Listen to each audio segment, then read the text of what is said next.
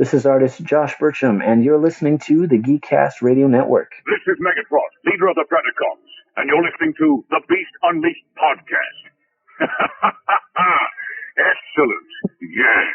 This is Starscream, the true leader of Cybertron, and consequently, all things Transformers.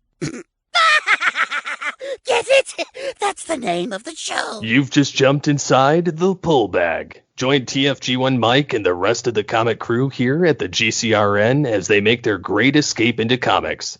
From DC, Marvel, and Image to IDW, Boom Studios, and Zenescope, we have everything right here. We cover things like Transformers, He-Man, superheroes, TMNT, and Radiant Black. Yeah, we have all that and so much more.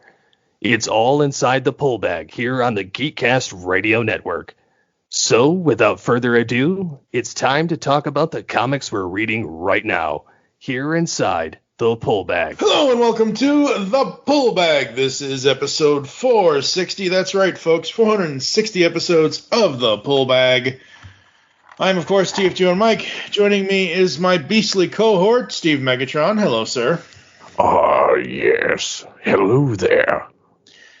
And tonight, we're all going to get a little bit of thicker skin because it is time for us to talk about issues 9 and 10 of IDW Publishing's Transformers Beast Wars. And as I said, issue 9 is entitled Thicker Skin, so Pod, the two-parter, issue 7 and 8 was only a two-parter, which is surprising, but it's okay. I didn't mind it.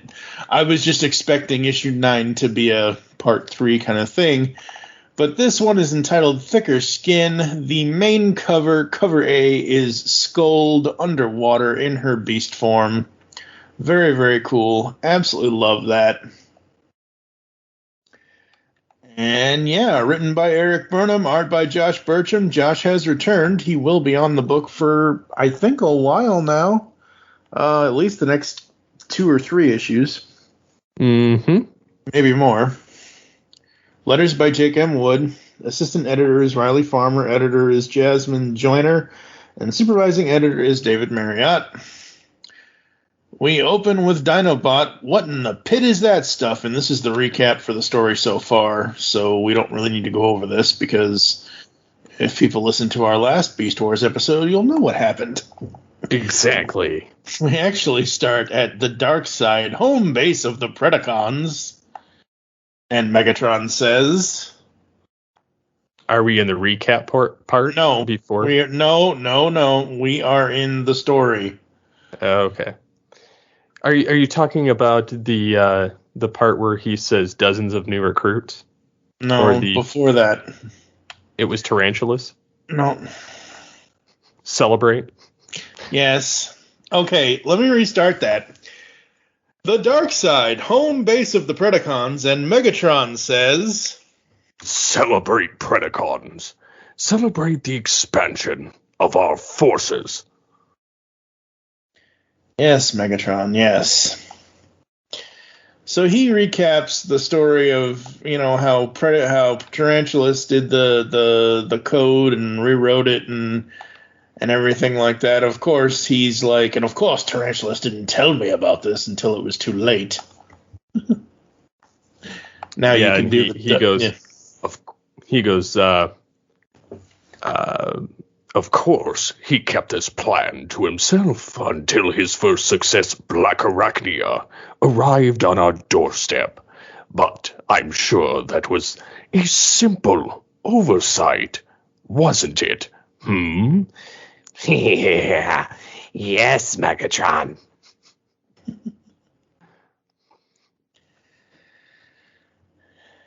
I love the writing on this. Yes. And Megatron's got himself an Energon drink in the previous part, which I didn't catch. It's either an Energon drink or he's eating it. I don't know. But no, it's funny. It's an Energon cube where he says dozens of new recruits. It's an Energon cube. I like the fact that he continues to kind of banter, and then you've got little potshot comments by Terrorsaur, which kind of alludes to the fact that in Power Surge, where He goes, what is it? Ready for another lesson in leadership, Terrorsaur? In Power Surge, which I think that this was a fun callback. Mm-hmm. Can you do Terrorsaur? I can, but he's a little loud. Okay, he's a little loud. All right. Yeah. I'm starting to think it would have been easier if we just traveled back in time to destroy our enemies before they were even online. That's the last thing we'd want. Why? It'd be efficient. Mm-hmm. Efficient? Maybe. But we would have undone ourselves. What? But that? The past is a delicate foundation. If you remove the wrong piece, everything it holds will fall. You lack foresight, Terrorsaur. One day the wrong decision will kill you. But let's hope that day isn't today. I have need of you. And Terror, and Waspinator too. Yes, I need you to go looking for those pods. But this planet is huge.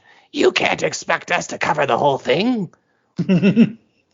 I love that. And the reason why I tried to do Terrorsaur's voice is because I wanted us to do a back and forth, because Terrorsaur is kind of like the Thanos of this universe. Stupid and, Well, okay, no, but he is smart in some regard. The whole line of why? It'd be efficient. Like, that's the... I don't think you've watched it yet, and I don't know if you will, but the animated series What If on Disney Plus. Oh, yeah, I've watched it all. Okay, so, in that, they say, Thanos is in there, and, he's like, it would be efficient, and then somebody else, argues the fact that he's still like, but it would be efficient.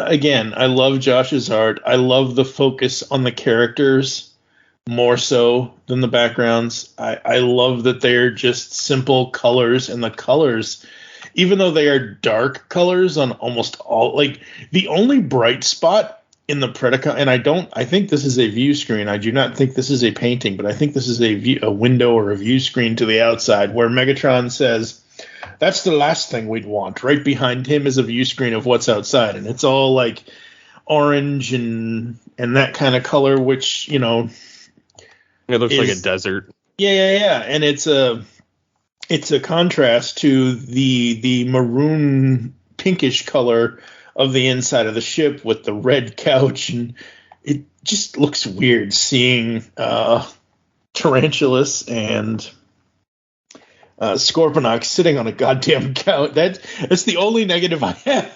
This comic, like, that just looks weird seeing Beast Wars bots sitting on a couch. I don't know, but yes, and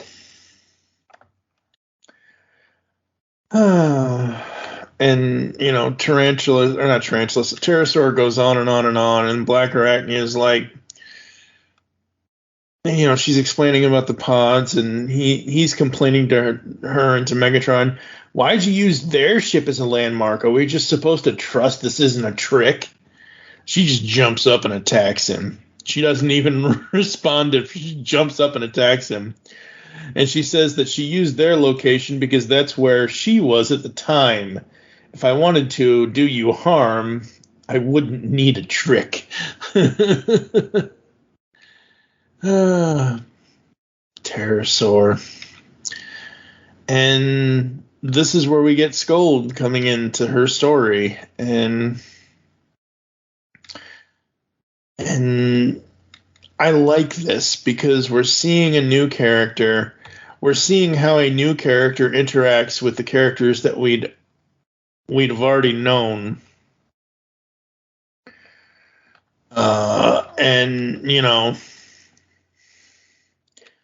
Skold goes on her journey, and she's running low on energon.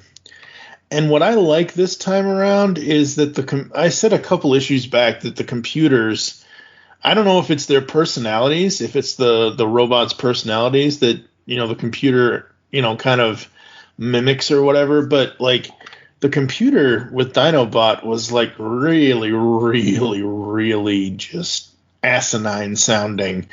And this one with Skold is kind of helpful. And we see, if you transform into your beast mode and you eat, other fish, you'll get Energon.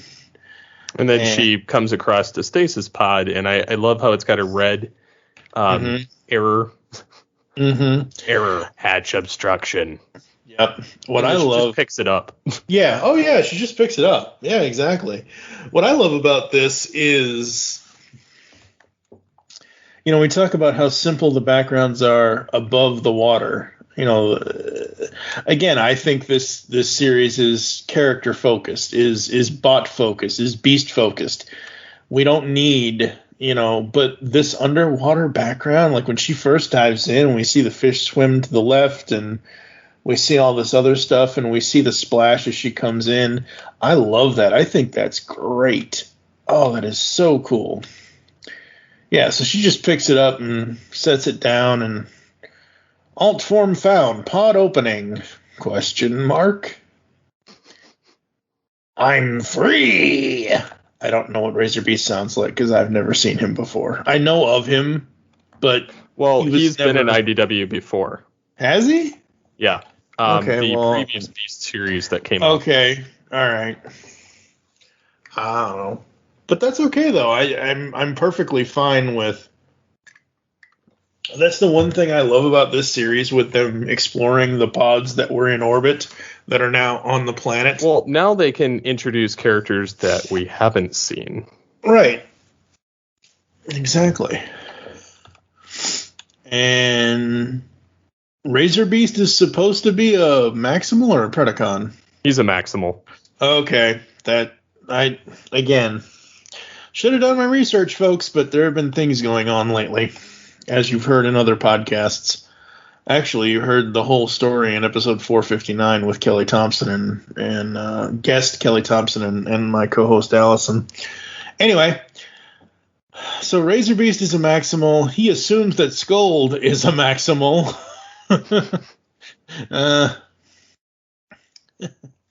Which that's not exactly, but I mean, Skold so far has never really, she's never really asserted that Predacon personality. She's not, you look at Dinobot, you look at Black Arachnia, they both exude Predacon. However, they both eventually went Maximal, at least in the old series, in the old cartoon series. Especially with the story that is told later that we'll get to, I just don't see Skold staying a Predacon. If she does, something really horrible is going to happen to her for her to go really, truly evil. I don't know. Maybe that's just me. So we break into this is another thing I kind of don't like, but okay. Isn't this interesting? We've witnessed a birth. The Vok. The Vok. I like how Josh and Eric write them. I like how Eric writes them. I like how Josh illustrates them. Basically, they stop time, sort of. At least, because everything else goes black and white, and they're in red and white. So it's like we're frozen in time kind of thing. But I just don't care about the Vok. I never have. No. Well, I liked them when they showed up in Beast Wars because usually you knew you were in for a really interesting storyline.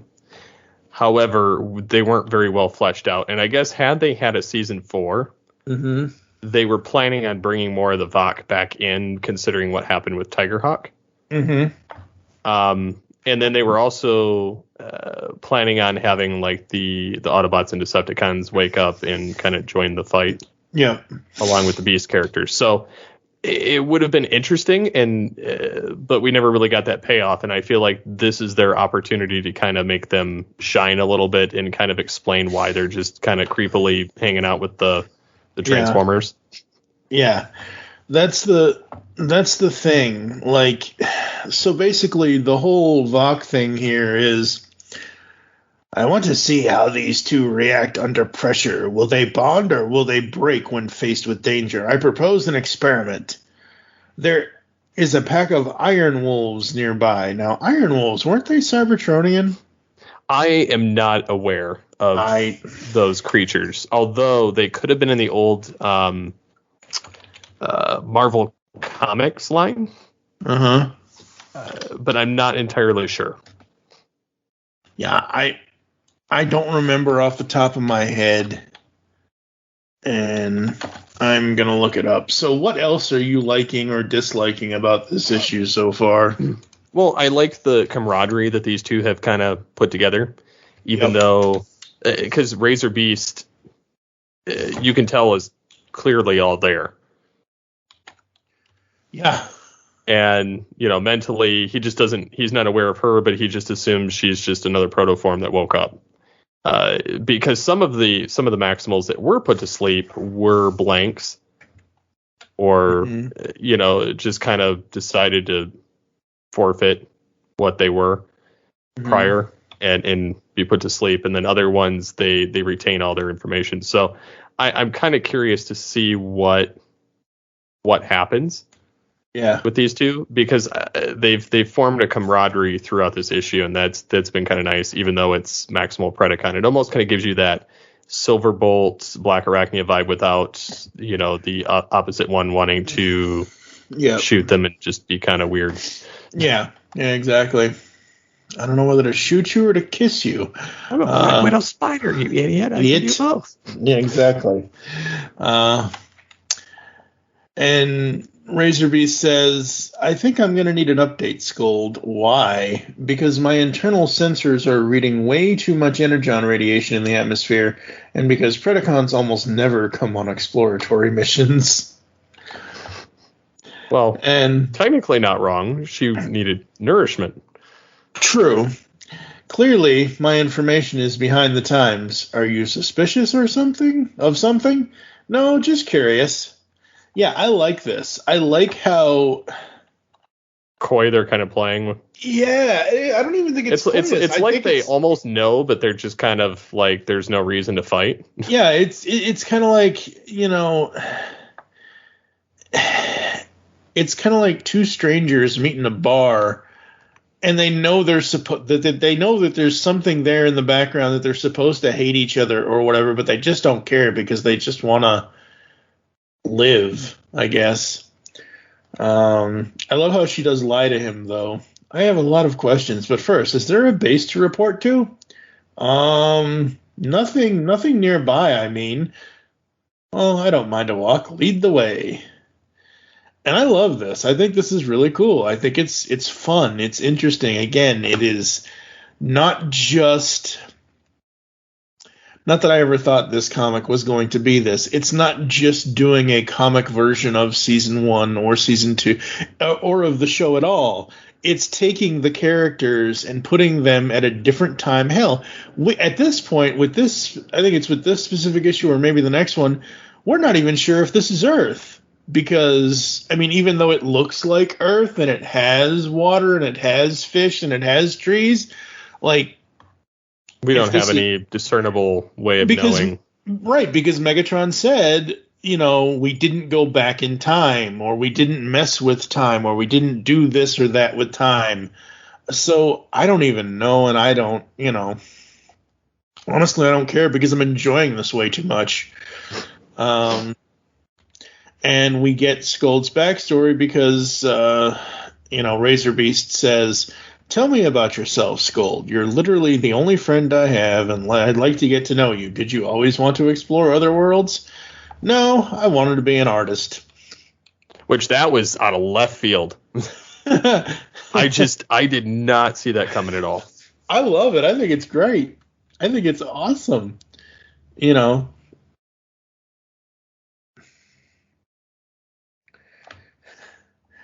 I really, really do hate... I really, really do hate. I don't know. I don't think this is Rat Trap, Rhinox, and Primal in this flashback who are talking to Skold. It But, doesn't look like them. No, it doesn't. Reminds me of like Grimlock and like kind of. Yeah, a little bit. And some others that maybe are unsavory battle types. Yeah. Yeah, so these three, whomever they are, because they don't say who they are, what do you think you're doing here? Yeah, Predacon can't possibly appreciate art. Shouldn't you be in a mine somewhere or a gladiator pit? And she says that she eventually gave it up, and we see, Megatron. Mm-hmm. I wonder if they're going to call... Did they call him Gnash Teeth? I don't know. Because I'd be kind of interested to know if they did that, but I know that's one of the names they've given him in his before he was Megatron. Mm.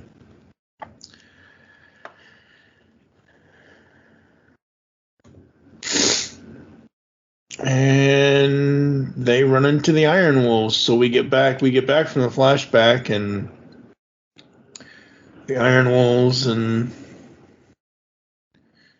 Razor Beast, have a fight, and he and Skold take care of them, dispatch them, without any further ado, kind of thing. Actually, Razor Beast gets pretty badly beaten up by them.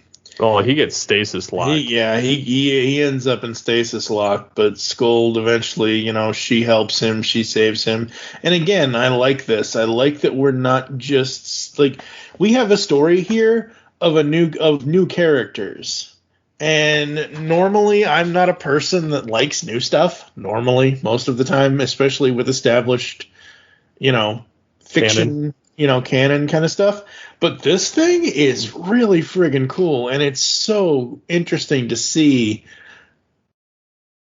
just how well Mr. Burnham writes this, and how well Josh Burcham, draws this and colors it, and oh man, and Razor Beast, whew. He almost died, right from the get-go. Yep, pretty much. He stayed to fight when anyone else would have abandoned me. I need to help him. The next panel, I said before we even started recording, folks, I'm really just using the Pullbag main featured banner art. But right now, I almost want to screen cap this panel and just have you make that the featured art, because we have tiny little Megatron and tiny little tarantulas in her head. They look like Beanie Babies. He's not made for conquest. You can't keep him. Oh, can I strip him for parts?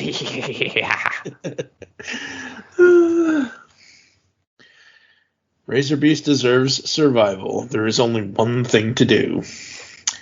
And, she brings him to the Maximal base. And, which is like a death sentence for her, technically. Technically, yes. If they were more vindictive, that is. Mm-hmm. Well, Dinobot is. I mean, and she immediately says, all right. He says, all right, you've got our attention. What is it you want, Skold? I don't want to talk to you, traitor. So she doesn't want shit to do with Dinobot. No. And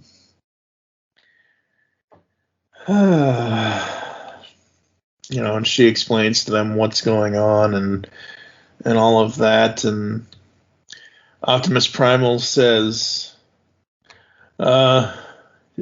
she goes on and says he was the stasis pod's occupant, seriously injured fighting Iron Wolves at my side. Dinobot's like, Iron Wolves, I hate this planet. So they must have come into contact with them before. Which makes me think the Vok screwed with the Transformers before. Probably. And, Optimus Primal says, I thought we were at war, and Predacons take pride in showing an enemy no mercy. Why bring him to us?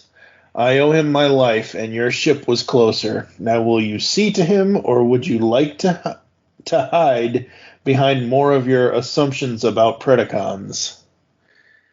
We'll do what we can. Good, then we're done here. It's funny because you can almost see the writing on the wall for her to be a Maximal. Yeah.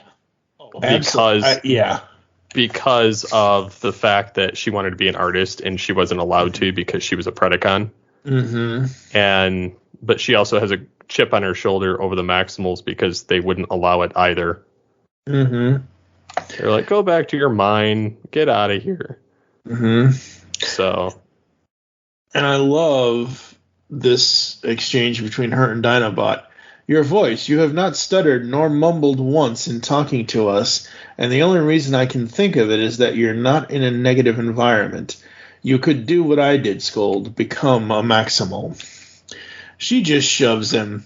Maximals only put on a kind face to hide their cruelty. With Megatron and the others, at least I'll always know where I stand. You'd better go back to hiding behind that shield with your new friends, traitor, because the next time I see you, I won't be this nice. Dun, dun, dun. Uh-huh. I love this issue. I think this issue is really great. I love Skold. I can't wait to see more with her. Between the writing and all of that, man, this was so fun. Yeah, it definitely was something I wasn't expecting, and they slam dunked it. Absolutely, they have. Any other thoughts you have before we give ratings and all that good stuff? I don't think so. I hate to say it, folks, but GCR Universal Rating System, got to give it a 5 out of 5 because, like, even the little bits, even the Vok, even the weirdness of seeing Predacons sitting on a couch, that still doesn't take away from the excellence that the writing and the art is, because what Burnham did in this was give us Skold's backstory not immediately, but it flows so well to the point of you have Skold finding Razor Beast and helping him, and Razor Beast is a Maximal and she's a Predacon, and it's kind of like this star-crossed kind of thing without being, the whole icky lovers part of the star-crossed syndrome thing, but it's one of those things where it's two bots, one saves the other, one feels that they owe the other a debt, to return kind of thing.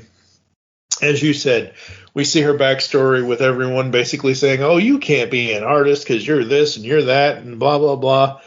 And just the way that it's written and the way that it's drawn and colored, it's just so, so good. What are you going to give it?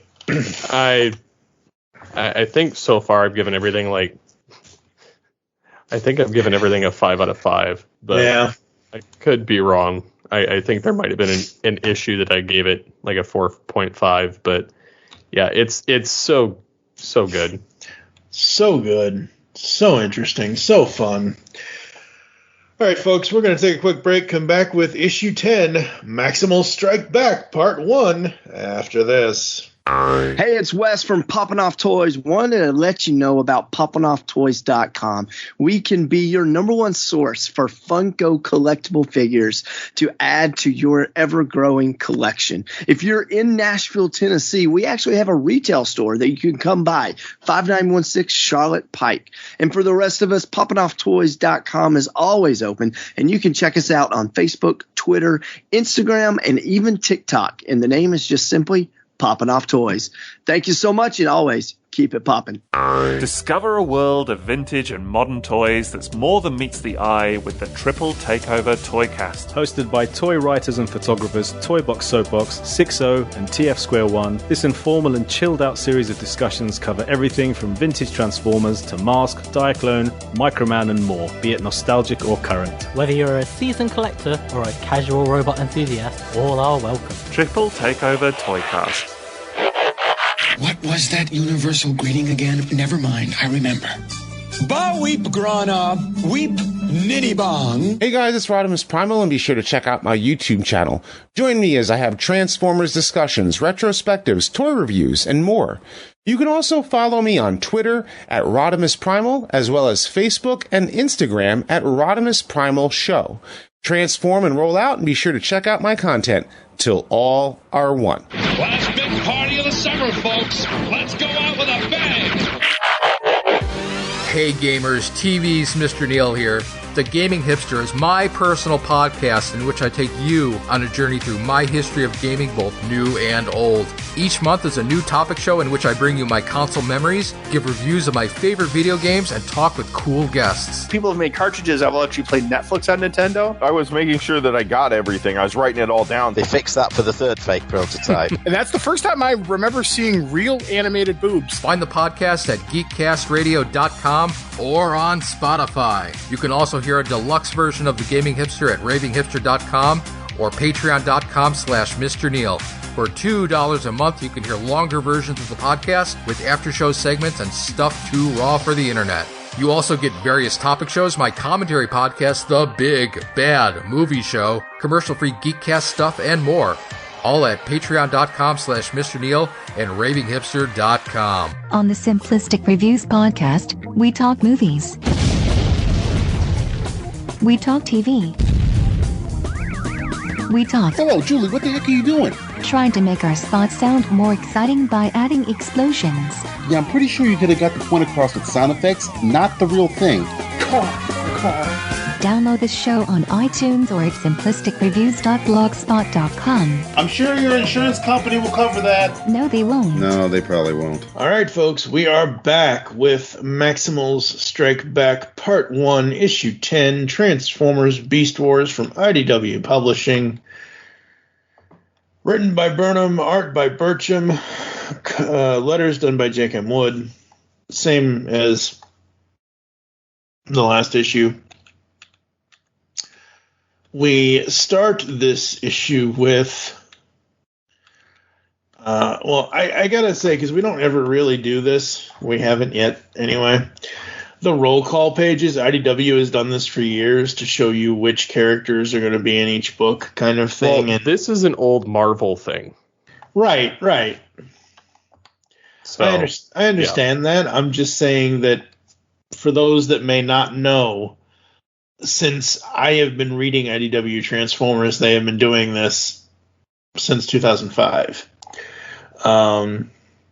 So we have Optimus Primal, Cheetor, Dinobot, Rhinox, Nyx, Rat Trap, Skold, Razor Beast. And this is interesting.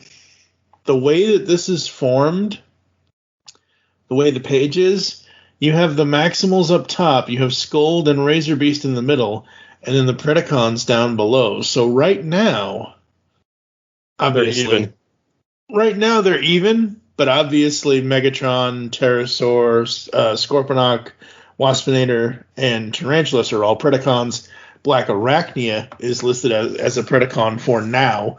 She may or may not stay that way. Who knows? But I love the fact that Skold and Razor Beast are in the middle here, and we don't know which is going to stay which or whatever.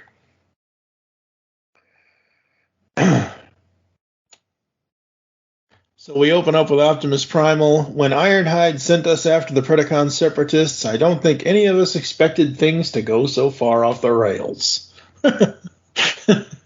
Most certainly not. No.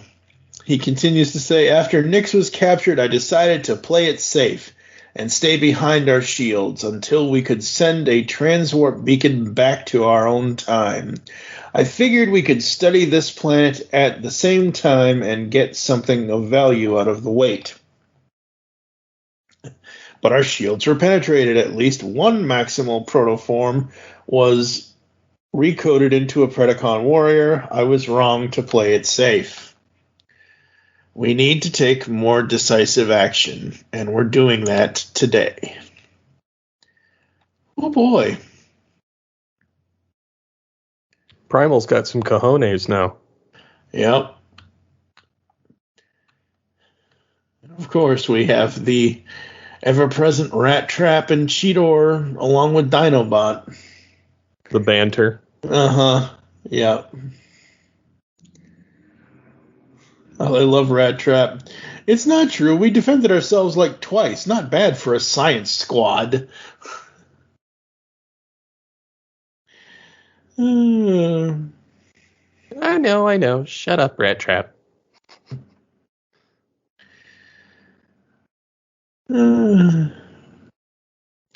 He's like constantly arguing with all of them. Like Rat Trap is like, you people are morons. I don't care. And, Dinobot goes on to say, or not, is it Dinobot or Razor Beast? I can't tell because of this image. I assume it's Dinobot. You don't understand what's at stake, do you? The golden disc gives Megatron an incredible advantage. Yeah, but you never said how. I've already informed Optimus Primal. Inform us. If we really can't avoid a fight, I want to know why. I suppose you should know. It began with an Energon collector mining an asteroid. And we get a flashback to whatever time. And we, figure out the mystery of the golden disc, but we learned about, how the golden disc happened and all of that, and everything else. And one of the scientists disagreed with, the decision. They decided to downplay the discovery instead. One of the scientists disagreed with that decision, but the ministry would not reverse it, so he took matters into his own hands. I think that's supposed to be Megatron, but it kind of looks like, what's his name? I want to call my lawyer. Cryotech? Yeah. Doesn't it kind of, or is it just me? Am I wrong? If I'm wrong, fine. I'm not entirely sure, but I think that's what they're kind of leading towards. I hope it is, because I think it would be like, so when Dinobot first starts telling the story and we see the collector found a crashed probe on an asteroid in the Upsilonus belt, and in the probe's wreckage he found the golden disc. That doesn't look like even a Cybertronian version of Megatron. Mm-mm. It doesn't at all. So I am hoping it is Cryotech. It kind of gives me that vibe, to be honest. I hope it is. I really do. But yeah, I mean, I'm good with it if it is. Yeah. I liked Cryotech. Yeah. I do like Megatron butting in though. Yeah. He's, I mean, it's Megatron. He's, I can do anything. I'm Megatron. Even though I'm going to stab you in the back as I steal the disc and proceed to blame it on you. Mm-hmm. No, but, can you help me get the disc out of the ministry? Can you help me bring this to the people? Can I help? Oh, yes. Tell me more. Yeah. Yeah, it's just, it's crazy. Yeah, it really, really is, and it's so good. We get back to Primal with another one of his long-ass speeches. Oh, come on. Let's have it. The usual destiny and honor speech. Speech this. That's right.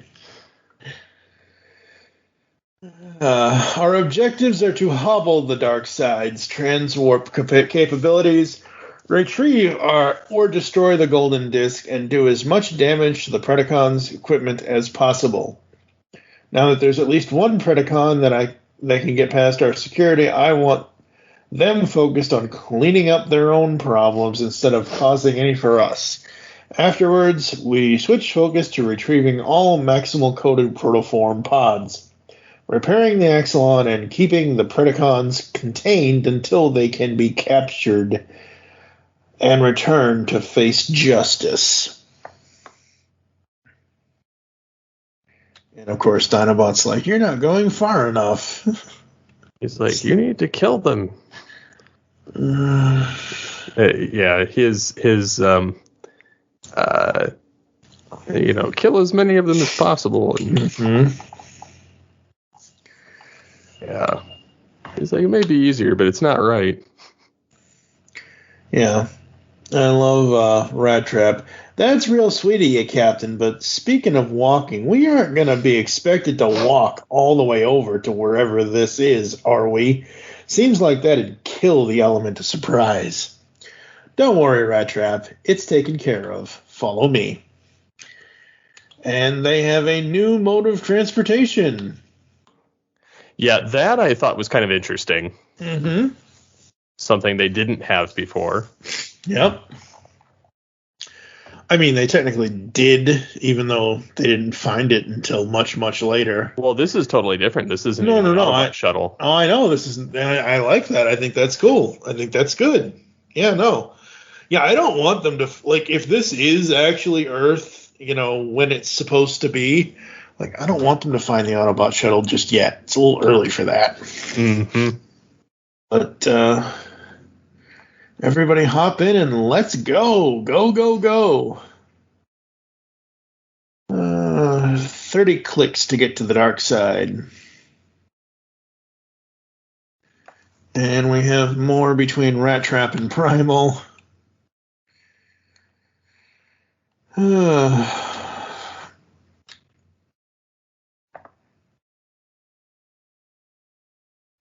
don't know. I think it's funny, all the banter with Rat Trap. Yeah.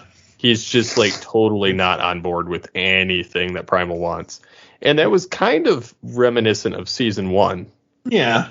Just because anytime Primal gave an order, he's like, "Oh, you can get your butt kicked. I'm not doing anything." Yeah.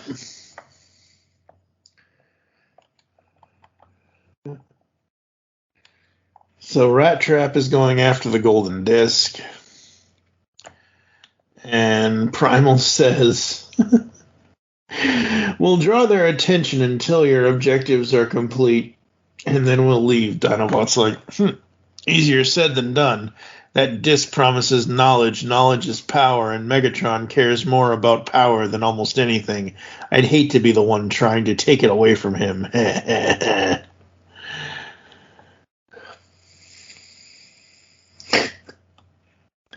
Why don't you bugger up and kiss my skid plate, you? That's enough, Rat Trap. Save it for the Predacons.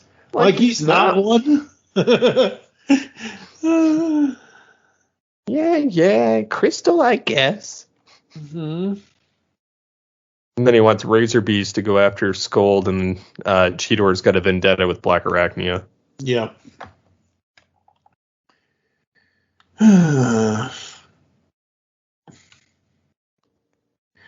Yeah. Yeah, so Cheetor wants Black Arachnia, and we switch to the Predacon side, and Scorponok is walking around, idiot. What did you call me? Pterosaur. The Maximals we face when we return to Cybertron won't be pushovers. We need to stay sharp. Are you serious, Scorponok? If you want to stay sharp, let's go kill our Maximal neighbors. Black Arachnia can turn off their shields, and we can pick them off like Sharkticons in a barrel. Why does he have a coach's hat on? Oh my god. I don't know, but I thought that was kind of cool. That was hilarious.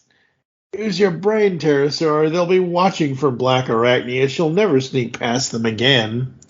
I'm tired of this. Tired of Megatron telling us to sit around and be patient while he plays with his precious disc. I signed up for action.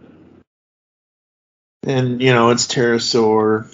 Maybe it's time. Maybe it's time Megatron was replaced by a leader with real vision. Is that so? I had no idea you were the sort of visionary who deserved command. By all means, tell us more. Tell us of the heights the Predacons would rise to under your leadership. Megatron, I didn't mean... No?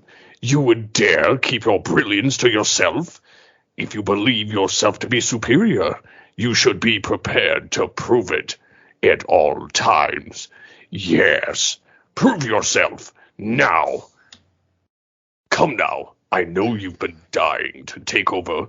Make your stand.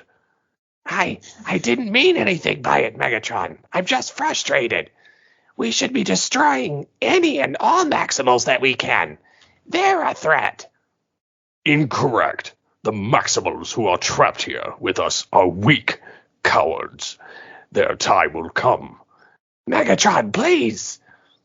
A leader must prioritize, Pterosaur. I will not waste time and energon trying to draw them out of their ship when I could be advancing my actual goals. My so-called precious disk has already shown me fragments of the future. Yes. And when it gives up all its secrets, the Predacons will enter a new golden age. Such a shame you won't get to see it. What? Where? And then Tarantulas puts him in a little bubble. Mm-hmm. Kind of reminds me of Orko with Cringer. At least Tarantulas got it right the first time. Yeah. I do love that Tarantulas pulls out another device of his, so that's cool. And then Megatron. Tarantulas, this insubordination grows tiresome. So Pterosaur is, partially saved. You saved me? Why? Because if Megatron had melted you to slag, there would have been no usable parts left. Like I said, a conservation of resources. 5 clicks to target. Dinobot and Rat Trap. Jeez. These guys. I like Dinobot's phrasing, though, after the Rhinox panel. There will be no peace until Megatron either rules or is destroyed. His ego doesn't leave room for any other options. Mm-hmm. And we are approaching the dark side. Great, set us down somewhere on the other side of the mountain. I have a better idea. Yeah. I made some small modifications to the craft itself. Wait, what's that sound? I don't hear anything. Oh, I do. It's familiar. Everybody down. And then all these things just drop. All the missiles, yep. Was anybody damaged? What happened? What do you think? We're being attacked. But the only ones who could wouldn't. They don't. I guess you learned something new today. Now, where's Megatron? Dun dun dun. To be continued. Primal looks like he's ready for business here. Oh my god. He looks amazing. Like, okay, so this final page of issue 10, his face.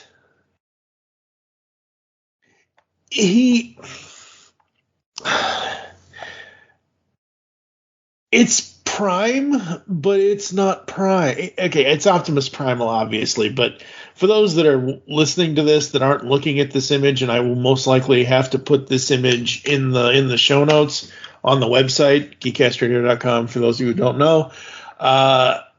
It looks like it is Optimus Primal, but because he has the faceplate up, it reminds me of like G1 Prime mixed with Armada. It's like it's Josh's style, obviously. But I love it.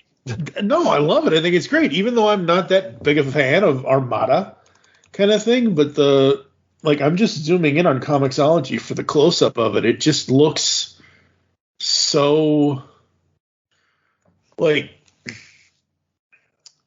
It's not just, it's really cool. Really, really cool. Again, I love the art. I think the art is great. I love the story. I love, once again, we have stuff happening with the characters, with all of the characters this time on both sides. That's one of the things I said at the beginning of this, was that when I purposefully went over the roll call sheet, because you don't just have the Maximals and Predacons, you have Razor Beast and Skold, and they didn't really get too much this issue because this was the Maximals preparing to attack the Predacons. But absolutely loved this issue. Missed opportunity. Prepare for battle. Optimus Prime. Yeah, that's true.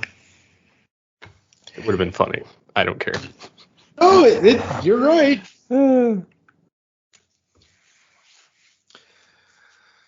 just waiting for more. That's just Prime stuff. Yeah, where he grunts and goes, well, that's just Prime. Mm-hmm. It'd be awesome. Yes.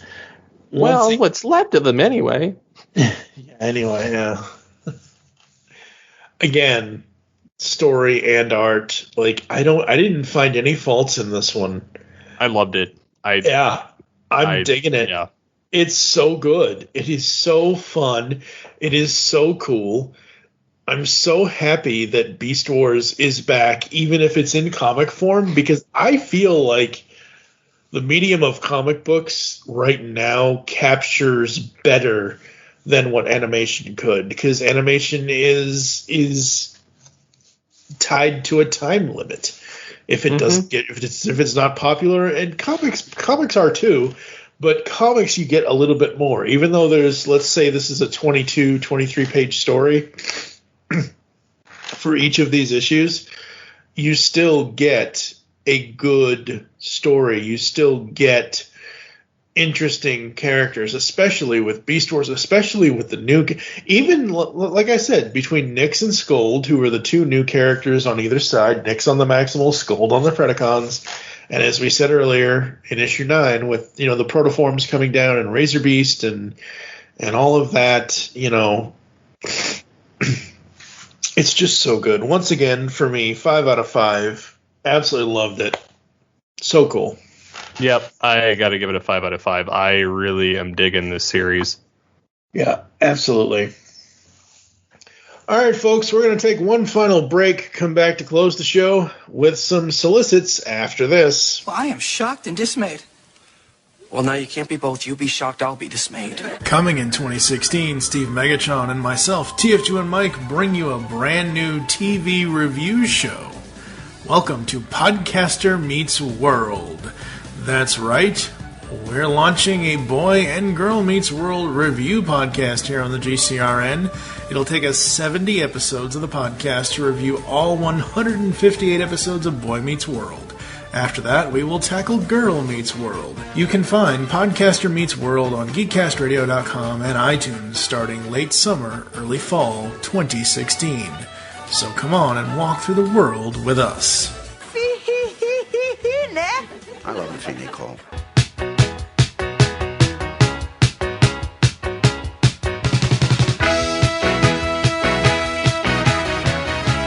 Hi, I'm Terry Smith, the host of Music Talks, the podcast where I ask guests a simple but beguiling question. Choose a song from each decade of your life and tell me why these songs mean so much to you.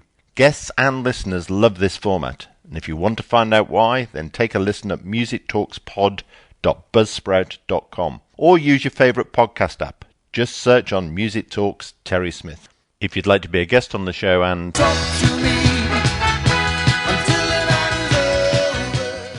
then send me a tweet at Music Talks Pod.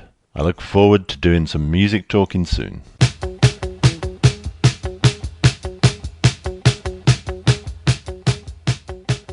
Hey all, PR here, inviting you to come over and check out my channel on YouTube. It's just youtube.com/PR, PEAUGH. We got Transformers for the most part. We got some action figures. Whatever really strikes my fancy and looks cool and feel like checking out. So come over here. We got some tabletop gaming now over there. But just a lot of fun. Thank you all for watching. I hope everybody's having a great time. And just come over and have some fun. YouTube.com/PR. Thanks.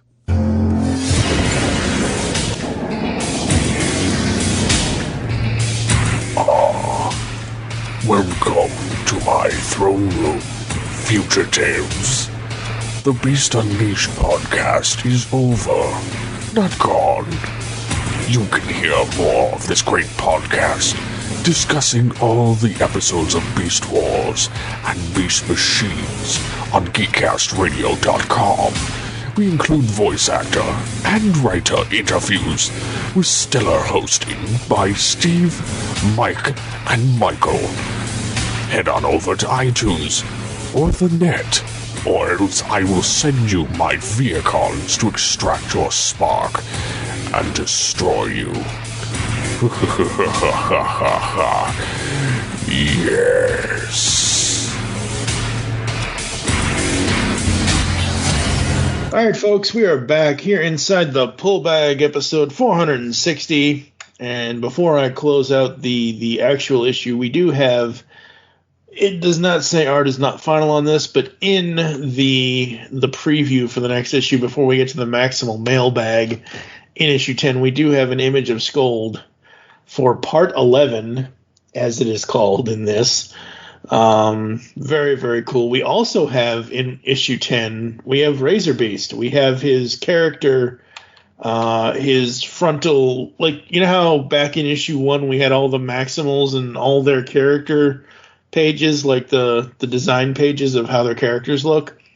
We have the robot form of Razor Beast done by Josh Burcham. Very, very cool. Also have the alternate covers in this as well. But we are here to close out this podcast with some solicits. Issue 11 will be releasing, according to Comixology.com, December 22nd, 2021. Maximals Strike Back Part 2. The throwdown kicks into high gear as the mighty Maximals tangle with the treacherous Predacons. Optimus Primal versus Skold. Razor Beast versus Pterosaur. Dinobot versus Megatron. Don't miss the massive midpoint of this 3-part battle royale. Yay! And then coming in January 26th, 2022. How the hell is it already almost 2022? Oh my god. No idea. Transformers Beast Wars number 12 releases January 26, 2022, according to Comixology.com. Maximals Strike Back Part 3 comes to a stunning conclusion as we see the Maximals and Predacons battle come to a head. Will Megatron get his way? Will Optimus be able to fight back the might of the Predacon forces? Question mark, dun dun dun. And coming February 23rd, 2022 is Transformers Beast Wars number 13. Now on Comixology.com, I've said this every podcast, at least at some point in one of each of these episodes that we've done. Comixology is an Amazon company. Comixology's website at some point will go away, which absolutely sucks. I want to be able to stop that from happening, but sadly I don't think I can. But at least according to them, so on Comixology.com, issues 11 and 12 say art coming soon for the cover, but yet they have the cover for issue 13, even though it says on it is not final art. The art is of Rhinox in robot mode, transforming from beast to robot with his chain guns out, and you can see bullets fly. You can see bullet casings flying everywhere. I love it. I think it's friggin' amazing. So this is a very general. I don't know who wrote this one. This isn't a specific. This doesn't have a story title yet or anything like that to my knowledge, but according to Comixology.com, the Beast Wars rage on. After the Maximals assault on the Predacon base, both sides are looking for a win. When an Energon treasure trove is unveiled, the race is on, and it's a good thing the Maximals have Cheetor on their side, or do they? Now, if you're going to do a Cheetor thing in the thing, why would you have Rhinox's? And this does say IDW 13 cover B. So cover A could be a Cheetor thing. I don't know. I'm just really excited to see more of Transformers Beast Wars. Yep, I am loving this series. Yeah, absolutely. Easily one of my favorite comics, hands down. Absolutely. Abso-friggin-lutely. All right, folks, I think that's going to do it for us here on All Things Transformers, the Beast Unleashed podcast, and the Pullbag. Where can the people find you online, sir? They can find me on the Twitters at SCP21 or Steve Phillips VO. I am at TFG1Mike. You can hear all the other information in the outro. Make it your great escape into comics, and we will catch you next time here inside the Pullbag. We have our So You Want to Be a Hawkeye series continuing, as we will be doing reviews of the Hawkeye series on Disney+. So that's what's coming in the Pullbag for the rest of November and throughout December. So we hope everyone has a happy Thanksgiving and all that good stuff. Don't stuff yourself with too many Razor Beasts or Rhinoxes or Cheetors or whatever you're going to end up eating. Who knows? Well, don't be a turkey, just gobble it.